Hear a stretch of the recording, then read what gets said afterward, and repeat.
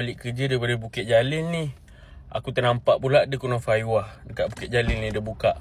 Ni kalau aku bawa balik ni, mesti Norma suka sangat-sangat. Tak beratulah.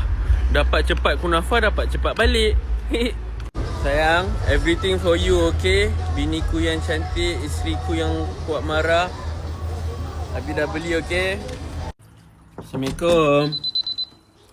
Sayang, tidur? Banyak kerja, sorry sayang. Banyak kerja. Pergi tolong ambil barang kat belakang bonet. Tolong ambil barang kat belakang bonet. Kat kereta. Barang apa? Pergilah. Barang Abi lah, barang kerja tadi. Tolong ambil. Jahan. Foto je kereta je.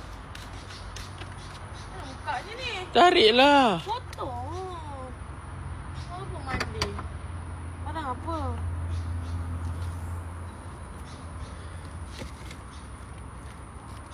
Bila Abi pergi ni? Kat mana ni? Dia dekat mana? Dekat Melaka kan? Dekat mana dia? Kat Bukit Jalil. Kan Abi kerja kat Bukit Jalil tadi. Abi dia- ternampak lah sebab Abi lalu depan stadium tu. Dia dekat stadium. Oh, dia dah dekat Bukit Jalil. Aik tak makan mangga 5 dulu? Mesti ada. Sayang. Nak, tapi sekejap lagi saya nak dark indulgent dulu. Mood nak makan dark indulgent. Bisa Abi buat laju kan? Sebab masih panas sikit ni. Mana ada laju? Ha? Abi buat 40-20 je. Bismillahirrahmanirrahim.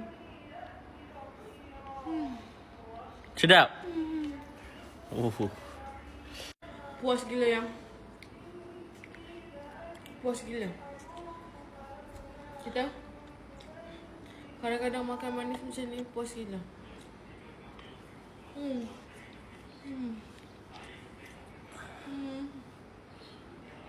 Ya sayang. Sedap makanlah. Terima kasih yang semoga murah rezeki. Amin. Review semoga panjang umur. Ya sayang.